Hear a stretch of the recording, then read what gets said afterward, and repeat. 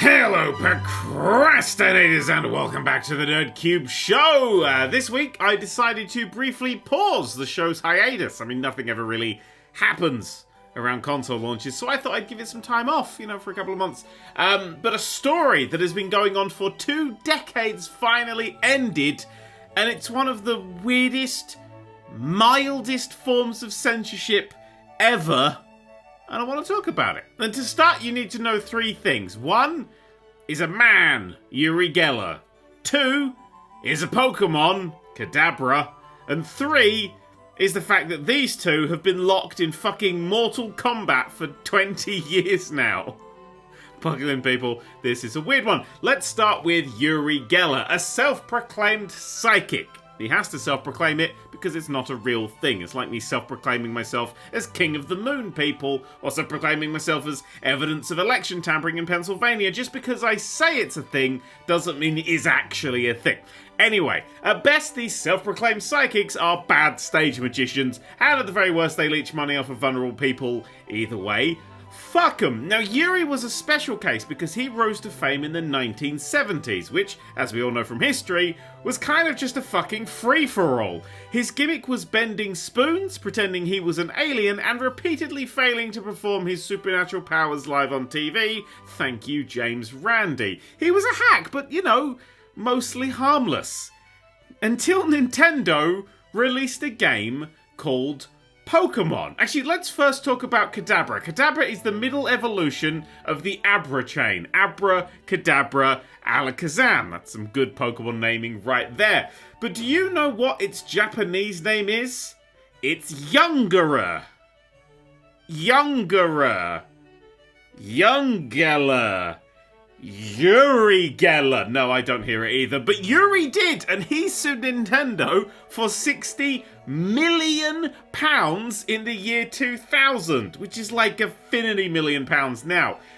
In addition to it's true. In addition to a possible light play on his name, he claimed that the spoons Kadabra were holding was a reference to him, seemingly ignoring the 2 spoons held by Alakazam, and that the 3 lightning pattern that's on the abdomen of Kadabra is symbolism popular with the SS of Nazi Germany. Wait, what? The bolts on Kadabra's chest and the star on his forehead, in fact, are references to Xena cards, which were used to conduct experiments on people claiming to have ESP in the 1930s. Yuri would know this if he wasn't busy pretending to be from a spaceship 53,000 light years away. True story, he once claimed that's where he came from. He's an entertainer. He's an entertainer. Not that entertaining, but he's an entertainer. I'm assuming nothing came of the court case, or even if it went to court at all. But the fun bit is that the threat worked. For 20 years now, Kadabra has been glossed over as much as physically possible. Here's some things that you didn't realise were happening in the background of everything Pokemon for the past 2 decades. 1. In the trading card game, since 2003, there's not been a Kadabra card. He's not been seen once. Not a promo. Not even in the background of another card art. But Alakazam has. He just doesn't evolve anymore. Most of the time he's just considered a basic Pokemon, just plain straight out. Also, in 2007, an Abra card had a very special ability called Ultra Evolution, which let the card evolve straight into Alakazam. Kadabra's been missing for fucking 17 years in the trading card game, and you probably didn't notice. Number 2, the TV show. Abra and Alakazam have been seen regularly on the various Pokemon animes. I think there's about 75 now.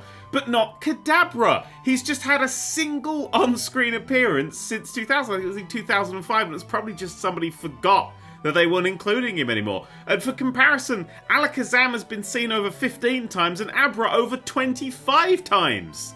You can imagine, can't you? Who's that Pokemon? Do-do-do! It's nobody. Number 3, the manga. He's apparently he's in it quite a lot, according to the research I did today. Number 4, the games. A strange quirk of Kadabra in the games is that after Ruby and Sapphire, you can't stop him from evolving. Kadabra evolves via trade. Train with someone, it, becomes an Alakazam. But you could make him hold, like any other trade Pokemon, make them hold the Everstone, and then they won't evolve when they trade. Except for Kadabra, who just ignores that, evolves anyway. Kadabra will always evolve. He's the only untradeable Pokemon. If you want to trade a Kadabra, fuck you, really. Also, Kadabra makes a lot less appearances than most middle evolution Pokemon in the wild. He's still evolvable, you just can't find him in the wild in the following games.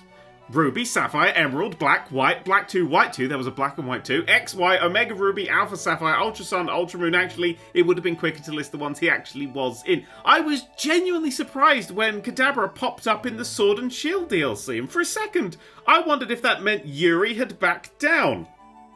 And now, as of a couple of tweets, he has, allowing Nintendo the use of his Kadabra. But does that mean, considering I guessed that was going to happen and now it has happened, am I psychic? Is all of this connected? Is any of it connected? Is this strange set of facts a way to protect someone's legal likeness? Or am I just Pepe Silvering my way through, 20 years of Pokemon history, seeing patterns where there aren't any, like a man with kaleidoscopes for eyes? Dunno. It's a fun set of coincidences, if anything. Although, one thing I do know is that psychics aren't real. Unless, of course, this week's lottery numbers are 11, 17, 22, 35, 36, 53, and bonus ball 42. Then they're definitely real. Anyway, that's all from me. I'm off to go watch all the lovely Advent videos on Ashens' channel. Bye!